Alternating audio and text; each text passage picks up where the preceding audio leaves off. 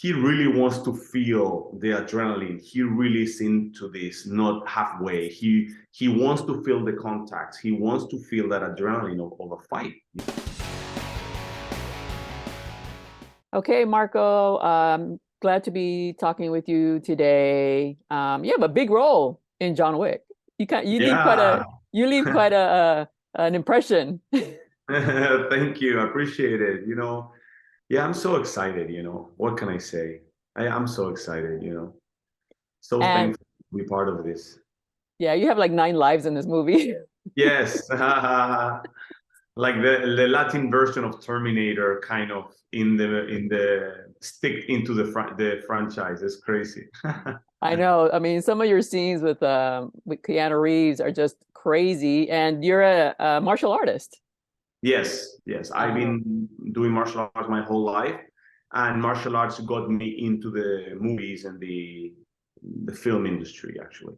and what was it like going mano a mano with Keanu Reeves? How much of his stunts does he do? I mean, we see a lot of his face. I mean, he's like there. Because sometimes No, he's you'll, there. They cheat it, right, with cuts. But No, so no, how no. much? Well, Keanu, it's an amazing fighter. He's amazing.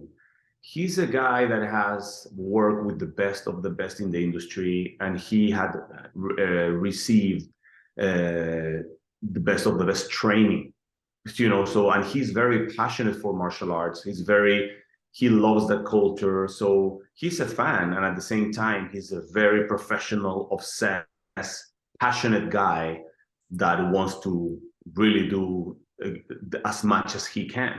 And in the fight scenes, when my first interaction with him, of course, you don't know how it's gonna be, right? So we did the first take, and I kind of like was kind of 50% of my delivery in terms of power and speed, and then that's good, but then Marco, you can give me more.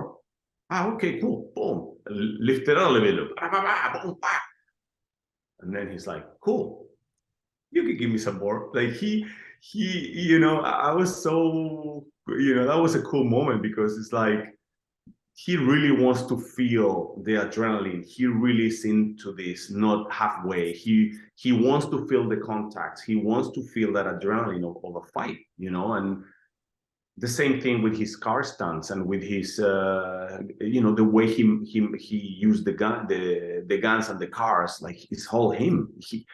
It's very impressive.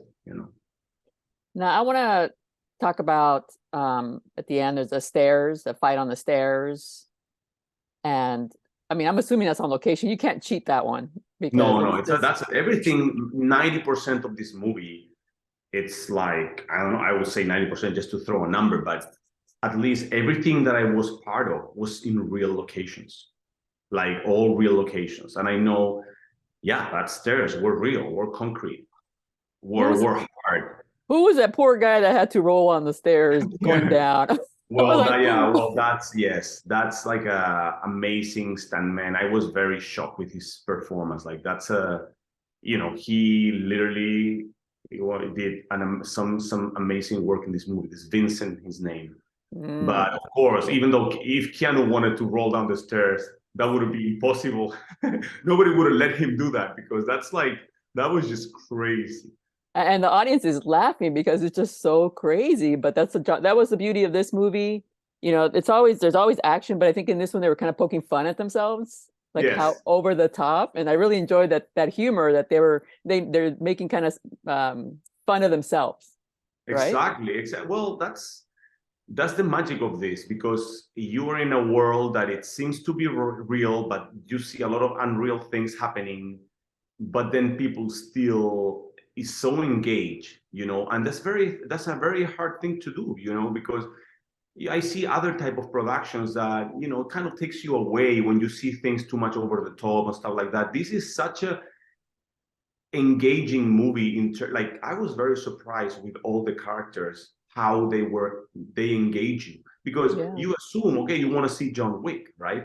But this movie, it took it to another level. Like there's so much character work on all the different new people that are coming, that you really care about these new people that you saw them in this first movie, right?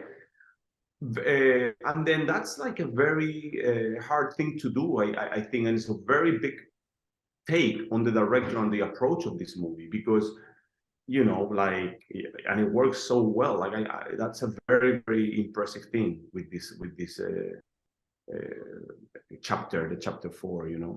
Yeah, that is very true. I mean, Donnie Yen is a scene stealer. You have a big presence in the movie. The new guy, the tracker, played by, I want to get his name right, Shamir. Shamir Anderson. I mean, Yeah, all and the then you have characters are really good. yeah, and you have Scott Adkins in that fat Oh, suit. yeah. Who really was like amazing. Like, wow. And then you assume, okay, Scott Adkins, all the fans wants to see him on his, Yeah. like Scott, right? A lot of people didn't realize that was Scott until the end of the movie.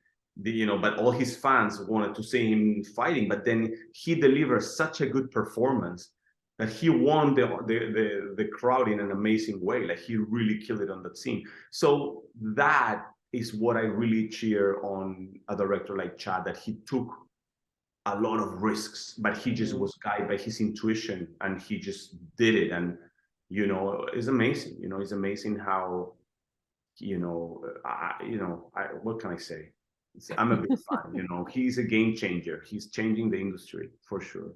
Oh yeah, it was it's quite a ride. John Wick fans will get what they came for in chapter 4. So you get to speak some Spanish. So was that always in the script, or did they kind of come up with it? Because the whole beauty about John Wick is that it's international. So we meet, we're all over the map, and you see all kinds of people, which is what the cool part is about this, assassin group, is that they're international. Yeah, well, no, that was not like, actually, that was part of my character work with Chad.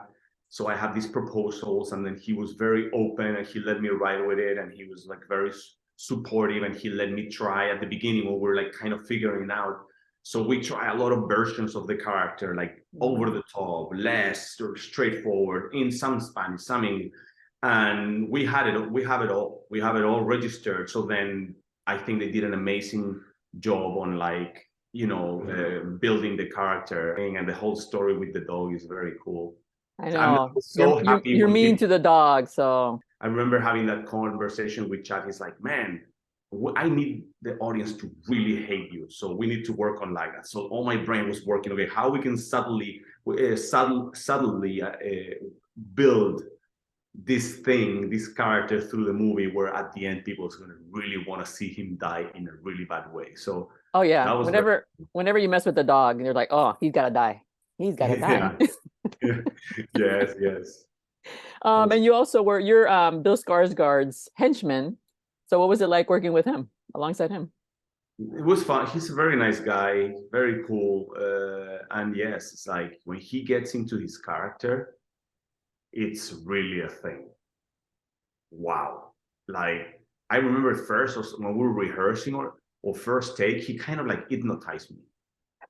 Like, literally, like, he just we're like, I come to the thing, to the set, and then suddenly he just look at me and straight and deliver his line, and I'm like, and I froze.